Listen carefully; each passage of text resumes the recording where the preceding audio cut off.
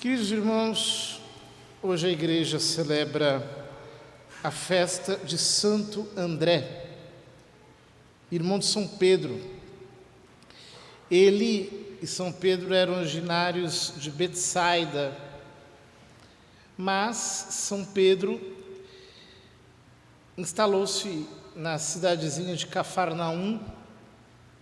Ali morava com sua família. O Evangelho nos diz que Nosso Senhor curou a sua sogra, portanto, São Pedro tinha sido casado. Santo André era seu companheiro de ofício, ambos eram pescadores. Foi assim que conheceram Nosso Senhor. O Velho Testamento tinha profetas do campo, profetas rurais, e profetas de cidade.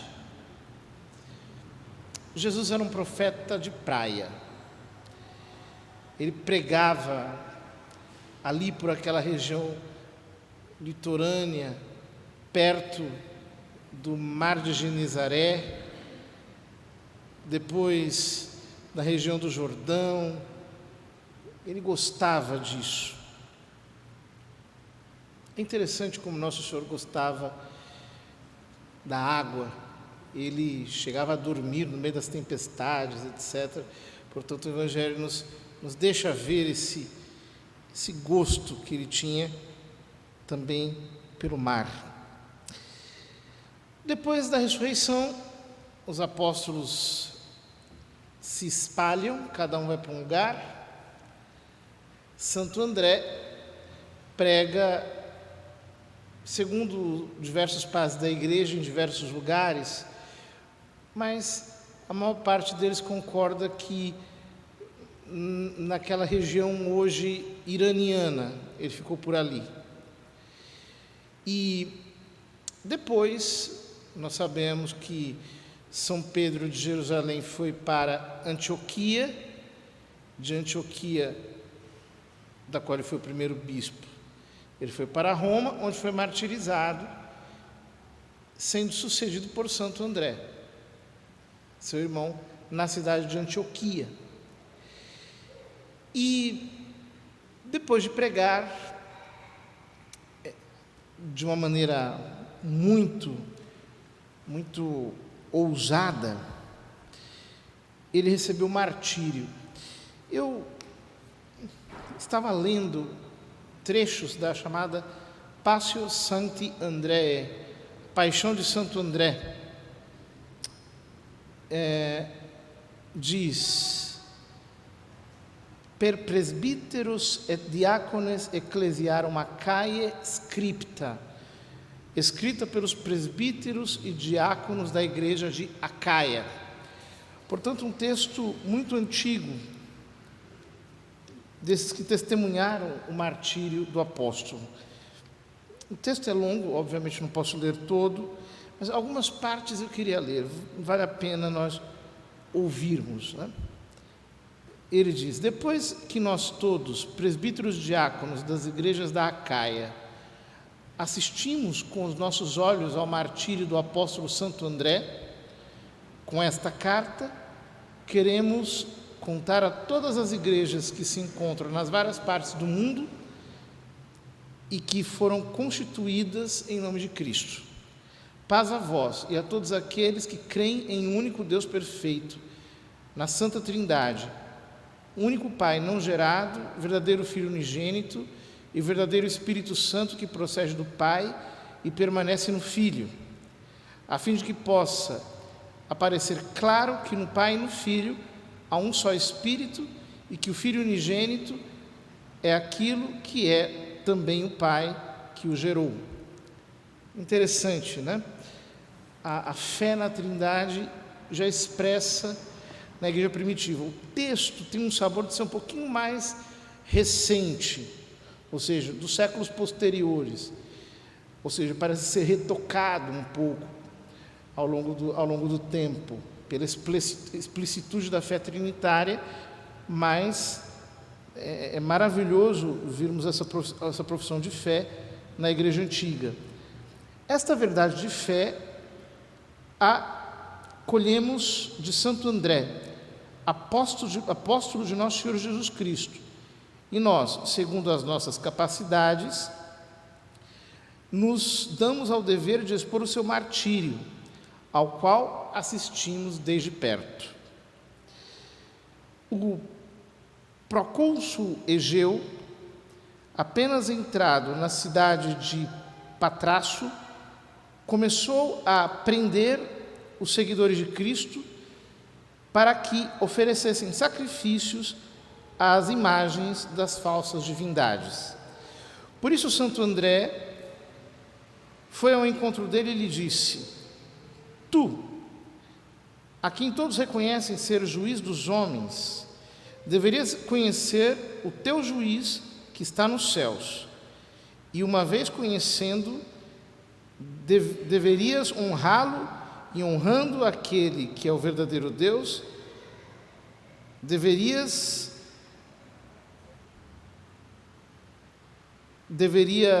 tirar o teu ânimo daqueles que não são verdadeiros deuses. Estou traduzindo, né?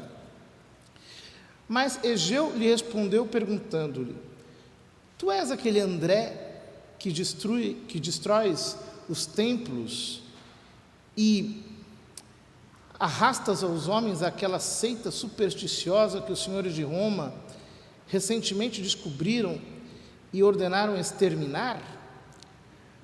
André disse: os maiores de Roma ainda não entenderam que o Filho de Deus, vindo ao mundo para a salvação dos homens, ensinou que essas imagens não são divindades, mas forças malditas e hostis ao gênero humano, e que ensinam aos homens como ofender a Deus, a fim de que, uma vez ofendido, estes sejam afastados e não sejam ouvidos, e uma vez afastados sem ser ouvidos, se tornem prisioneiros do diabo, conquanto não portam em si outra coisa que pecados. Então é interessante como o apóstolo, ele não contemporiza, ele não tenta fazer diplomacia. Diante de falsos deuses, ele simplesmente confessa a fé. Ele declara a fé. Ele mostra a sua completa adesão à fé. Bom, na sequência vem todo o diálogo sobre a cruz, porque ele diz a Santo André que como assim ele pode acreditar num homem que foi crucificado? Então Santo André diz: mas tudo que eu quero é ensinar para você o mistério da cruz.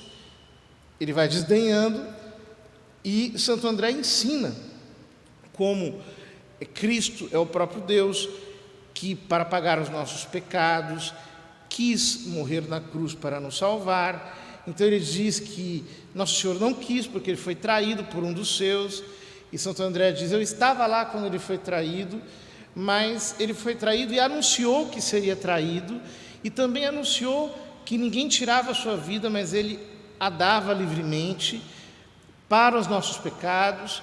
Então o homem diz que Santo André está louco, e que se ele não mudar o seu discurso, ele também vai ser crucificado. E aí Santo André diz: mas você acha que eu tenho medo da cruz? Eu não tenho medo da cruz. Eu não tenho nenhum medo da cruz, pelo contrário. Muito pelo contrário, eu passei a minha vida inteira pregando a cruz. E um pouco mais adiante, diz no versículo 9: então Egeu ordenou que fosse jogado por terra e flagelado, mas depois que sofreu bem 7 vezes o número de golpes previstos, André foi levado a pé e conduzido à sua presença. E aí ele tenta mais uma vez colocar medo em Santo André para que ele oferecesse sacrifícios para os deuses, por medo da cruz. Então diz: enquanto os carnífices o conduziam para crucificá-lo, se reuniu uma grande massa de pessoas que gritava a alta voz: um homem justo e amigo de Deus, o que pode ter feito para ser levado à cruz? Mas André pedia ao povo que não obstaculizasse o seu martírio.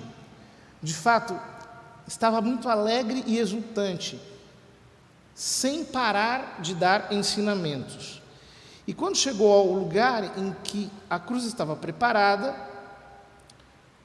vendo-a de longe, exclamou a alta voz. Esse é um texto clássico, né? Depois acabou até se tornando antífona na liturgia, na festa de Santo André. Nós sabemos que naquela região em que ele estava, a cruz não era como a cruz de Nosso Senhor, é uma cruz em formato de X, grande, que ficava fixa naquele lugar, de tal modo que ele seria crucificado com as pernas e os braços abertos, com 4 cravos, com um modo de doer mais. Mas ao mesmo tempo, para que não morresse tão rápido, eles o amarravam, de tal modo que o peso do corpo não acelerava a morte, e assim o supliciado acabava sofrendo mais. Então, quando ele vê a cruz, ele diz: salve crux, que in corpore Christi dedicata es. Salve cruz, que foste consagrada pelo corpo de Cristo e ornada pelas pérolas dos seus membros.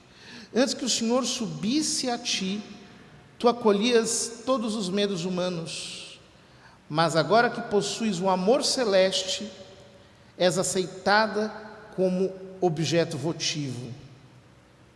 É claro de fato aos fiéis quantas alegrias, quantos dons estão guardados e reservados em ti.